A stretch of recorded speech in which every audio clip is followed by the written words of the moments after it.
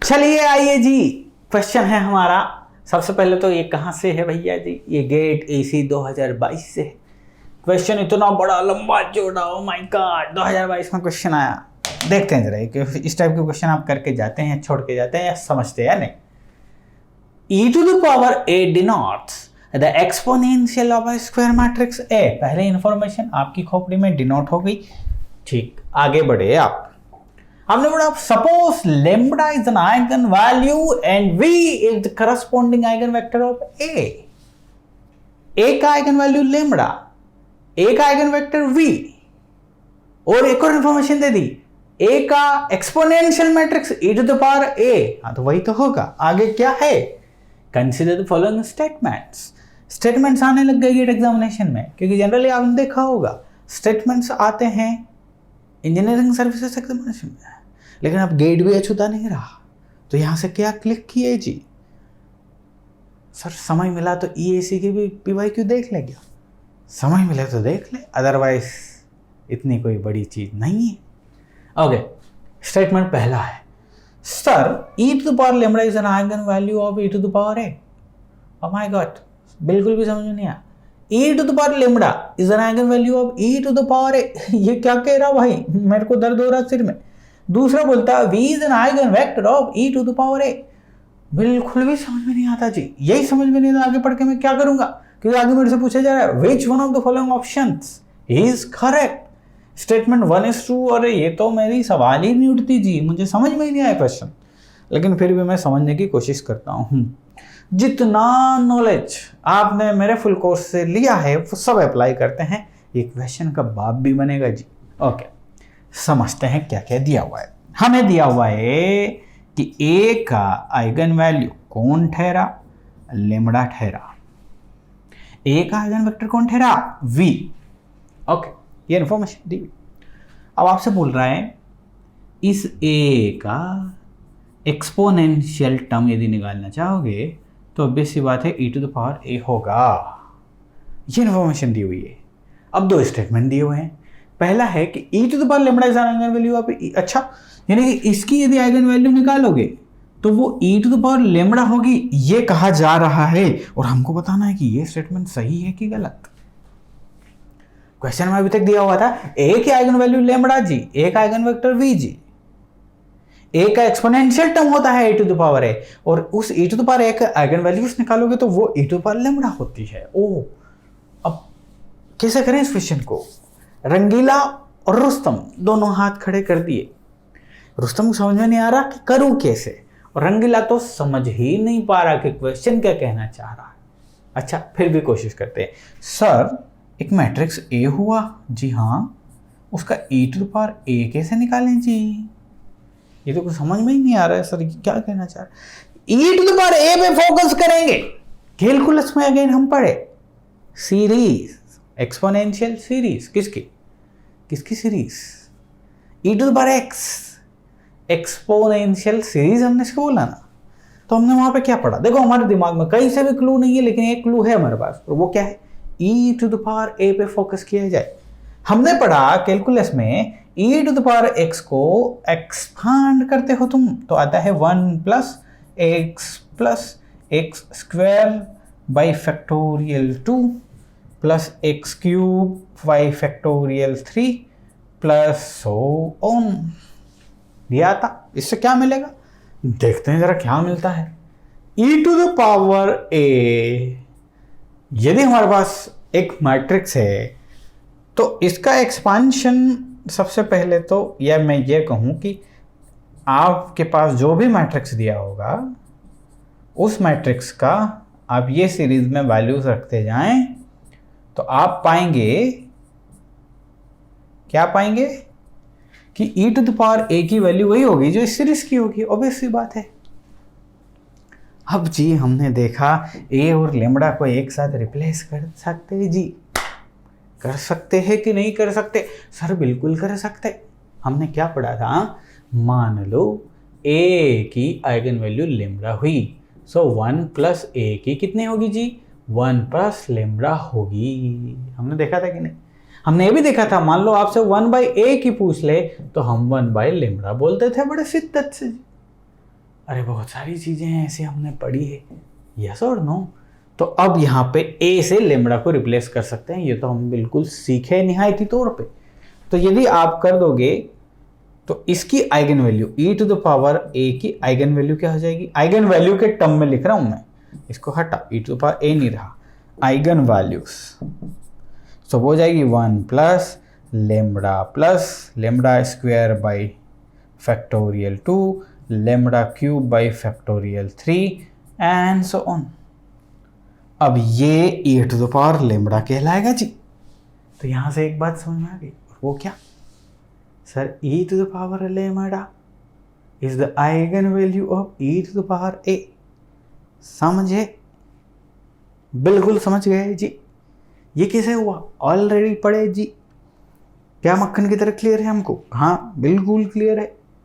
Eigen values के form में लिख रहा हूं, तो मैं लिख रहा हूँ 1 प्लस लेमड़ा दिस, ये series e to the power lambda कहलाए ना। सो पहला स्टेटमेंट एकदम करेक्ट हो गया, e to the power lambda is an eigen value of e to the power a, बिल्कुल सही।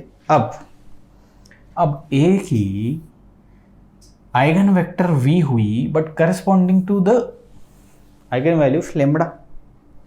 अब आप खुद सोचो, दूसरा स्टेटमेंट है v is an eigen vector of e to the power, अच्छा e to the power a की आइगन वैल्यू हुई e to the power lambda, और ये क्वेश्चन बोल रहा है कि इसका आइगन वेक्टर भी v हो जाएगा। अरे ये कैसे संभव है भाई, ये कैसे संभव है बताइए?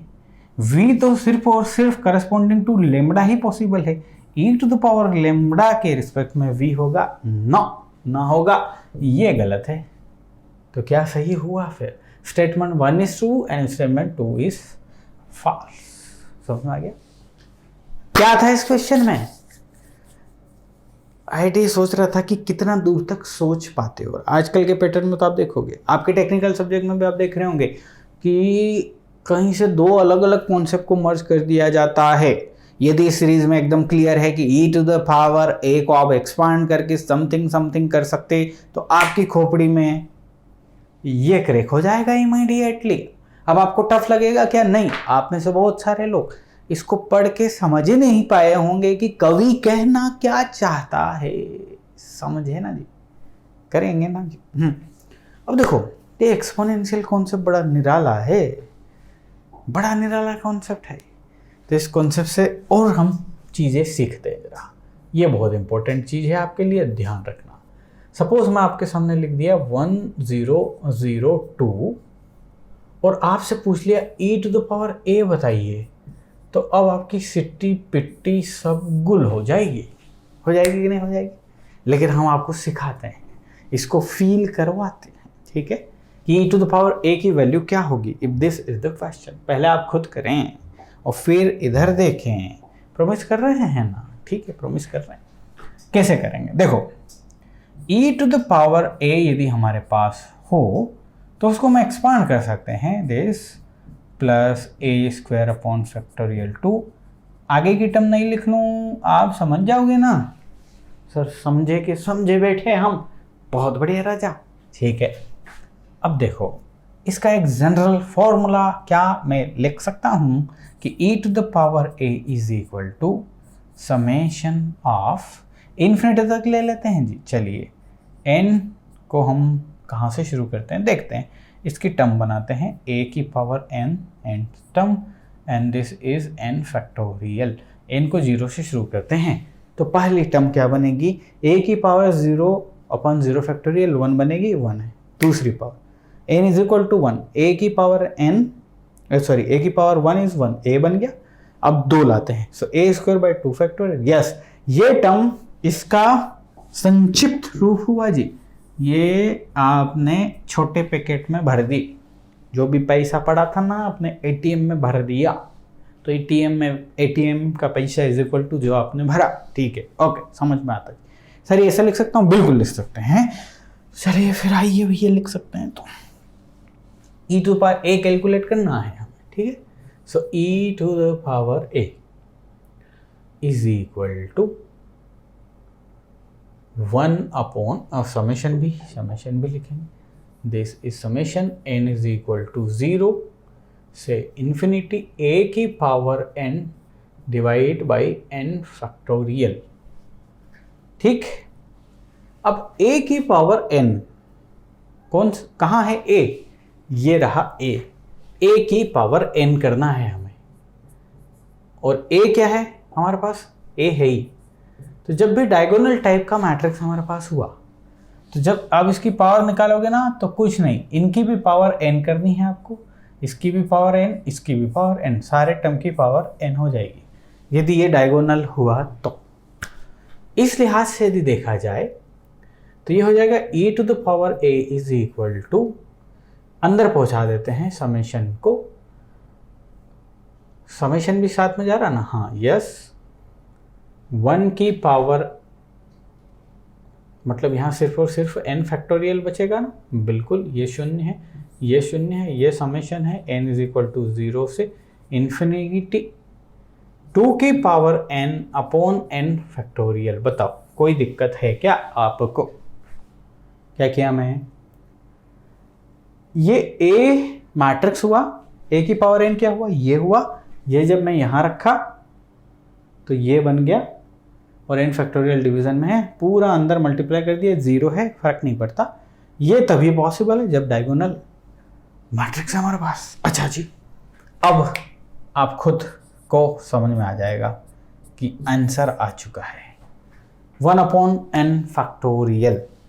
सो ये e की पावर 1 को एक्सपांड करोगे, या e की वैल्यू e, इसकी वैल्यू हो गई e, इसका एक्सपेंशन देखोगे तो क्या आएगा, 1 plus 1 by factorial 2 plus 1 by factorial 1 plus 1 by factorial 2, तो 1 अपॉन n फैक्टोरियल वही आपको करके दे रहा है। ठीक है, ये 0, ये 0, ये क्या करके दे रहा है आप खुद देखो, इसको मैं बताता हूँ तो आप खुद समझ जाओगे, जो यहाँ पर नहीं समझे ध्यान से देखना।